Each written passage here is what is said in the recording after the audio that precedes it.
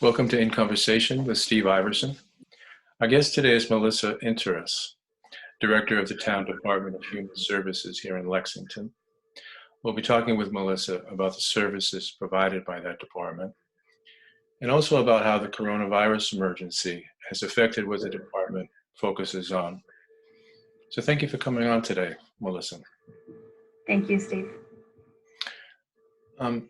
Maybe we could start by you telling us a little bit about what your department usually does. Sure. Our department is made up of 4 divisions. So we have senior services, we have youth and family services, we have veteran services, and we also serve the town's transportation out of our department.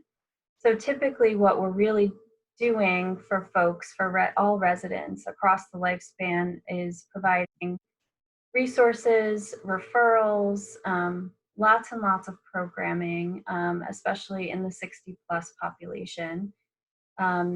Emotional support, connection to longer term resources and needs, financial assistance, short-term case management, and then any other things that may come up along the way. We have, a myriad of questions we get day to day that are brand new to us. So trying to help folks navigate those as well. And out of the things that you mentioned, are there 1 or 2 items that take most of your time or that you see more often than the others? Definitely information and referral is a big need for folks in town. Providing them with resources, providing them with information about what they might be eligible for, as well as the programming that we provide around topics that are educational, that are more supportive, that are artistic or musical in nature. Those are a lot of the programming needs that we offer. And then probably after that would be individual support for residents coming in, having, specific problems or situations that they're trying to work through, whether it be financial, whether it be family related, whether it be caregiving, whether it be emotional support, those sorts of things. Okay. And how about your own background? What did you do prior to the position you have now? I have a number of years in providing services to folks who are aging and or have disabilities in the community. So managing community-based programs that are typically Medicaid funded. Those are the primary things that I've had in my recent background. And that's been a number of years that I've provided those types of services, really managing those types of services for folks. So I have a pretty strong handle on caregiving issues, on, subsidy programs that may be available to folks in the community that people may not be aware of. And then just, general human service stuff that creeps up. In particular, you are a social worker, I believe? I am, yep. I'm an LICSW, which is a licensed independent clinical social worker. Mm-hmm. And I maintain that licensure even though I don't practice independently right now. Mm-hmm. And do you have people working for you, with you in the department as well? Yep. Our department's made up of probably about a dozen folks. Not everyone is full-time. We have 3 other social workers on staff who provide clinical and social work services to residents. And then we have a lot of programming and administrative support staff as well who help us keep running day to day. Sure. And so now we have an enormous coronavirus emergency, including stay-at-home recommendations. Schools are closed. How has this changed what you do? It's changed dramatically. I mean, we've certainly had to figure out how we work remotely. So all of our staff, for the most part, are working from home right now, and sort out, the technical issues related to that, as well as how we maintain contact with folks in the community who are calling in. We've found lots of good workarounds for that. We're doing a lot by email. We're doing Zoom calls face to face with folks who are able to do that. We're on the phone a lot, but we're also seeing a real shift in the types of questions that are coming in. Um, we anticipated a lot of financial assistance need during this time, and we were right. Those requests are starting to come in more and more rapidly. We were fortunate enough to receive a large donation from Takeda Pharmaceuticals, who maintains an office in town. $250,000. Yep, 250,000, specifically earmarked for folks who are in need during this particular time. So really related to the pandemic, and folks who may have been laid off, not been able to work anymore because kids are home, who aren't comfortable or can't go out because they have underlying conditions, so they've had to voluntarily stop working, that sort of thing. So that's probably the vast majority of what we continue to do day to day. But we're also looking at how we continue to provide some programming virtually, especially supportive programming. That's something that's really kind of come to the top of the list in terms of priorities, like caregiver support groups, that we've been able to move to online formats and have been very well received, as well as some art therapy type support that we've offered that's been popular. So really just trying to figure out how we shift to operate in this new normal and be able to continue to reach especially the isolated and at-risk folks in the community, and keep up, with those financial needs that are coming in. The isolation in particular is very difficult for everyone, but especially for people who lived alone before this started. Um, can you give us an example of one of these groups that you mentioned, and what kind of people might participate, and how it's delivered, and what actually happens? In terms of the support group Yeah, exactly. type. Exactly. So we were already running some support groups for caregivers, so specifically folks who are caring for someone who has dementia or Alzheimer's, Oh, and also a general caregiver support group for folks who might be caring for someone not with a dementia or Alzheimer's, but with maybe a significant, terminal or chronic condition. So we've been able to move some of those groups we're using Zoom as a platform. Um, and, it was a little bit of a slow start, I think, because folks were not necessarily thinking that those were going to be ways that they could really feel supported. But a lot of people tried it. And in fact, we got some participants come back to the virtual format who hadn't been able to go to the in-person groups over a number of weeks or months, because they couldn't leave the house. So in some ways, this is reaching folks who we lost touch with because they weren't coming to the face-to-face groups.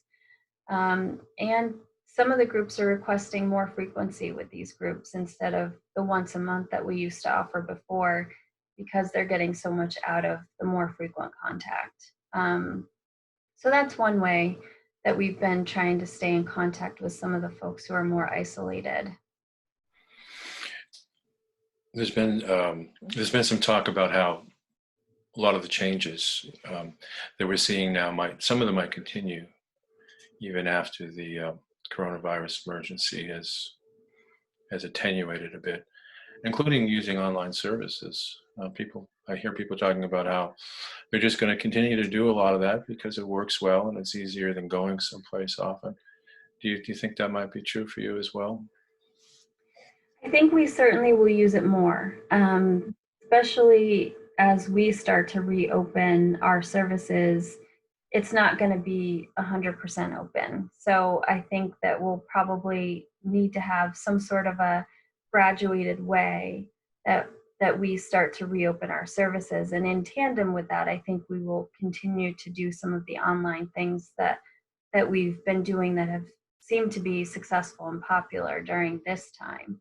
Um, Also, I think we're seeing in terms of staffing just that there are ways that we can work and be effective remotely that we didn't really consider in a serious way before. And I think just across town in general, not just our department, um, we may be starting to look a little bit more at flexibility around folks working. Certainly, a lot of our positions are very customer facing. So if it's folks who are coming into our building, we need staff available to be able to see them and to serve them.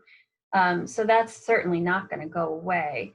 But it seems like there could be a little bit more flexibility here and there because now we've proven that we can do a lot of this work at home. So Where are you located in town?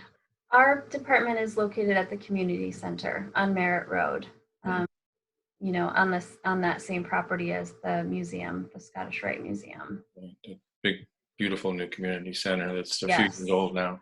Yeah. Yes, we're very fortunate to have that as our backdrop for working day to day.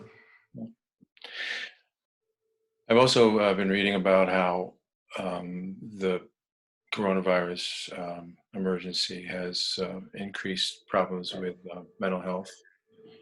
And I've even seen some talk about how either it already has or it may increase the degree of domestic violence, people staying at home who at one time could go out and get some time away from each other. Have you seen much of a change in those things? We have anecdotally through the police department, we've certainly heard about upticks in those particular cases. More intensity of some of the calls that they're getting, especially around mental health, and we expect that to continue.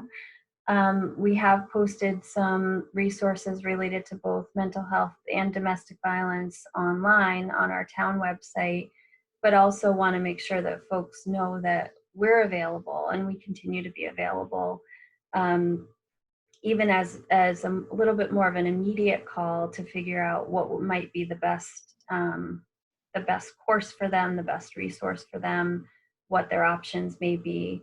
The town subscribes to a mental health referral service called William James Interface, which is that information is also available on our website.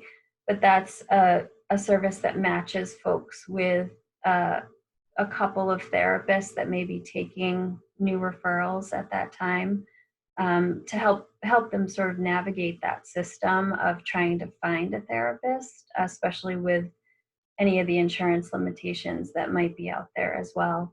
They are still operating. A lot of the therapists right now are obviously doing telemedicine, telehealth type visits, and I know that's hard for people, especially in initial visits. But those are all still options for folks, and a lot of health insurances have shifted to be allowing those types of visits to happen during this pandemic.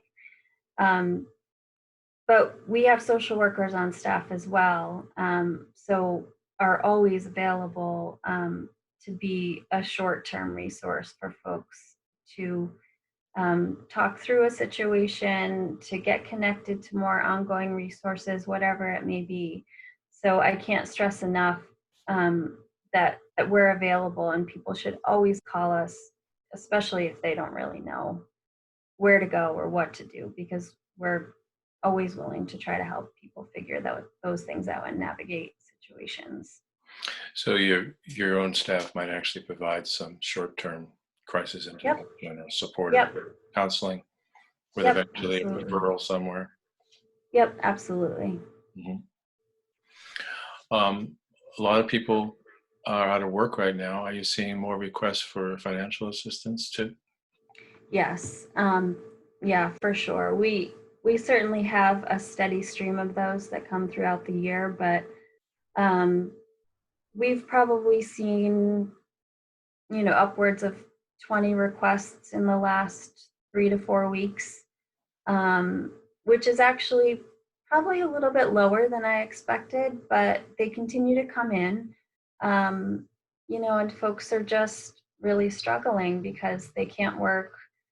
Unemployment may have been approved, but obviously it may not be for what they were making before, or they may not be eligible for unemployment based on whatever their particular circumstances are. So um, we triage those and we then seek approval for funding through a process that we have set up.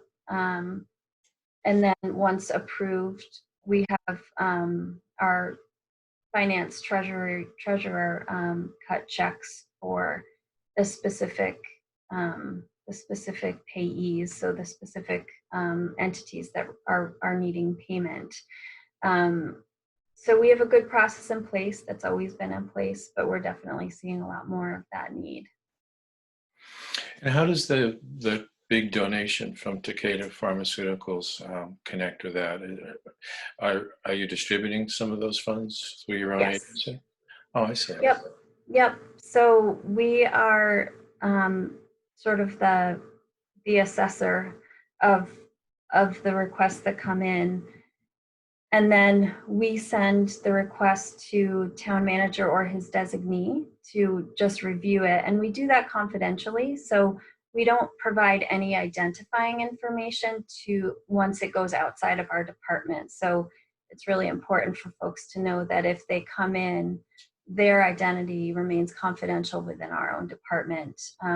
Once outside of our department, all of the identifying information is stripped away from those requests, so that even within other town departments, they're not necessarily seeing who the request is coming from, just that it's a family in need, so to speak. And then those requests, if they're related to the coronavirus situation, those requests are coming from that Takeda donation that we have available to us.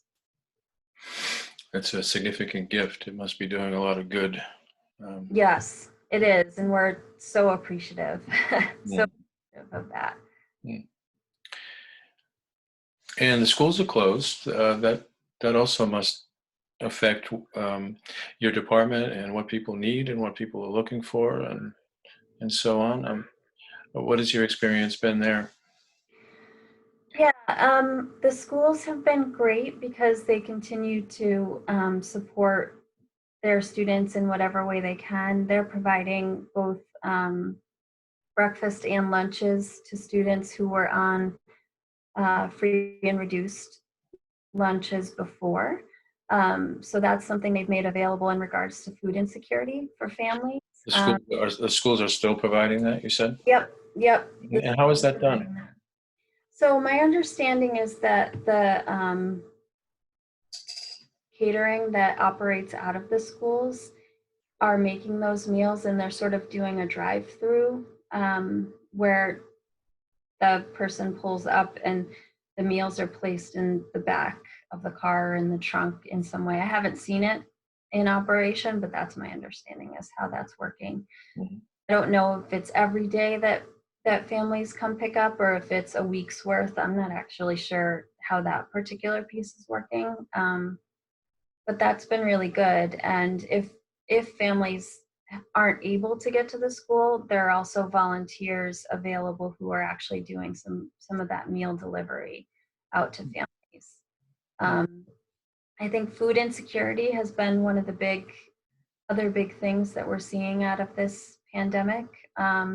So the food pantry has seen quite an uptick in need.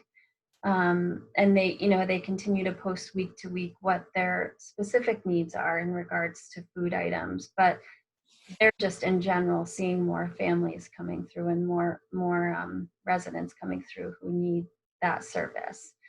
And We remind us who sponsors the food pantry and where it's located.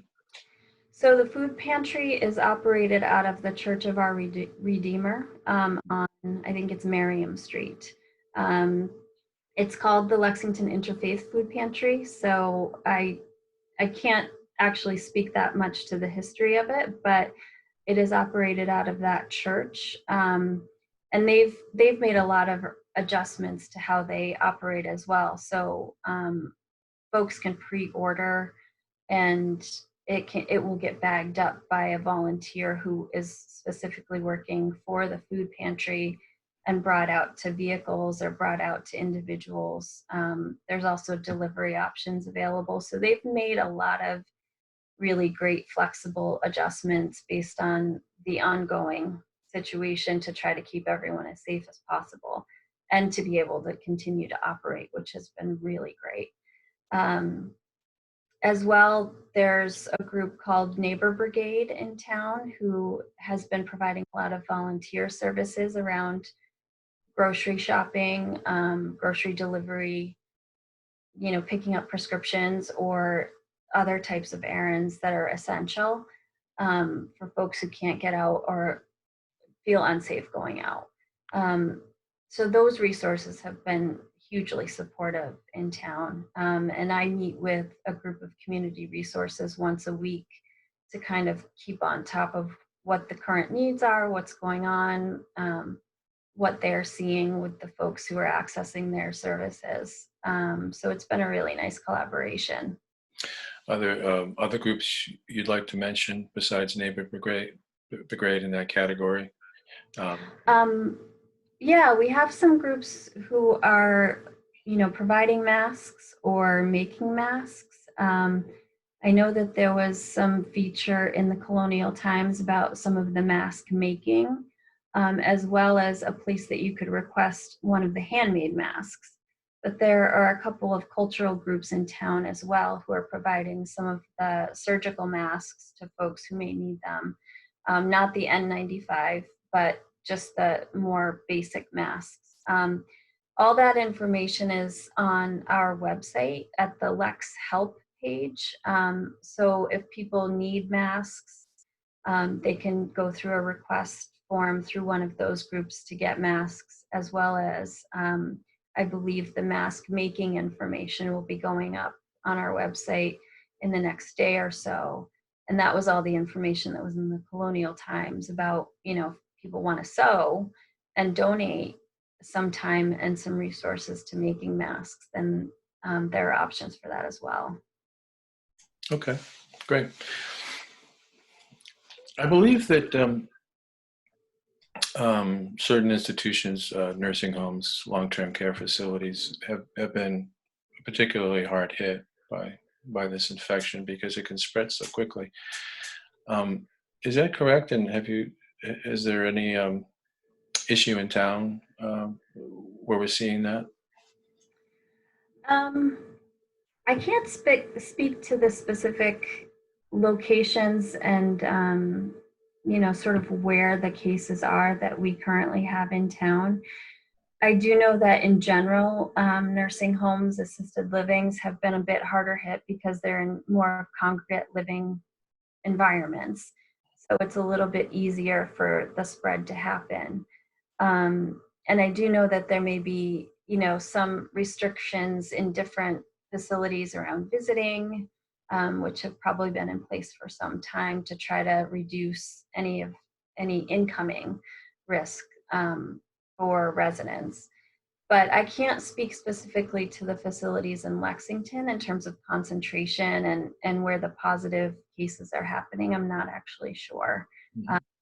We hear about total numbers, but we don't know, we don't know more than that in terms of where those cases are. And what has been your source of information about what's happening with the infection? Do you get that from the state mostly? where do you get that information from generally? Yeah. Where do you stay up to date?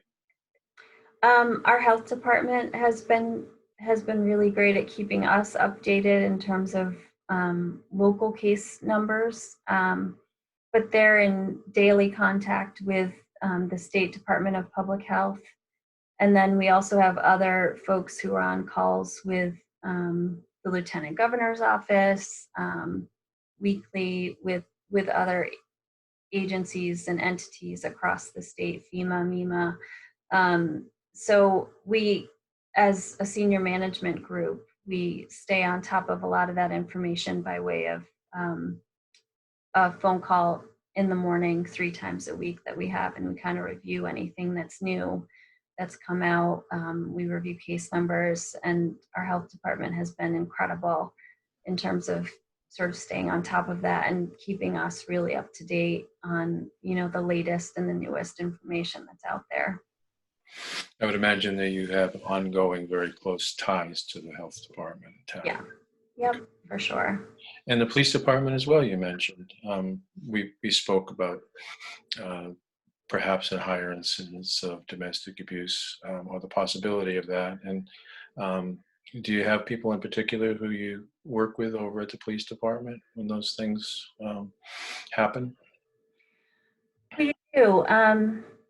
I work closely with the chief of police, Mark Core, as well as there are some family services detectives there that we work with. And they're folks who are sort of, letting us know that there might be a concern or someone at risk in the community. Oftentimes, pre-pandemic, we would go do joint home visits together if it was someone that they thought could use human services support. And likewise, in the opposite direction, if we think that there might be something bubbling that the police may get called in on, we try to make sure that they have an awareness of a little bit of what's going on with some of those situations if we're able to share that information with them. We operate under the same umbrella, and we're really mindful of confidentiality. So we will share information more on a need to know basis with even with folks in another town department, police, fire, health, and aren't just freely sharing information on any case that comes in. So and similarly in the reverse. So we're really careful about that, but we're really collaborative in terms of how we may work on specific cases who are at risk in the community. Okay. Well, we just have a few minutes left, but is there anything else we haven't mentioned that you would like to share with people who might be watching? Anything you'd like them to know that perhaps they don't know now that we haven't touched on? Yeah, we are working hard to try to reach folks who are feeling isolated right now. So one thing that we're starting to kick off in our department is sort of a voluntary friendly check-in program where people who are feeling like they might benefit from having a phone call from one of our staff with some regularity can call into our department and sign up for that. Our main phone number is 781-698-4840. So they can call in and leave their name and phone number if they're interested in that program. We're also trying to get mailings out to folks on somewhat of a regular basis. We used to have a newsletter that went out every other month, but right now we haven't been able to really do that. So we're trying to get folks engaged online as much as possible as well to voluntarily sign up for some of our electronic communication so that we can keep people sort of in the loop on what's going on. But really just looking at the isolation piece is something we're thinking about, especially now that this may go on for a bit longer.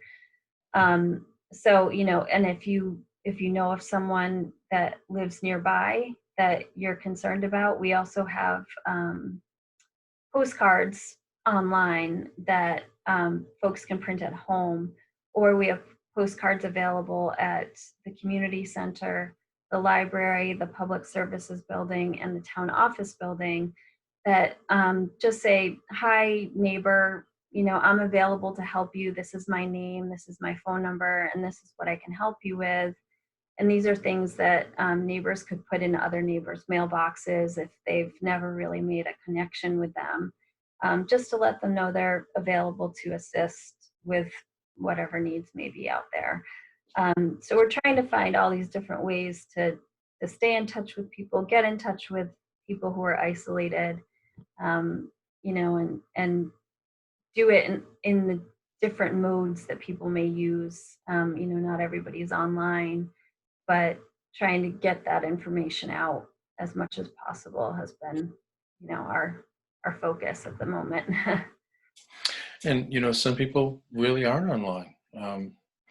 So a postcard that you can print out and fill out and put in someone's mailbox could be a really wonderful tool Yep, to exactly. communicate with someone. Yeah. We like to assume that everyone's online now, but it's not really true. Most people are. Right.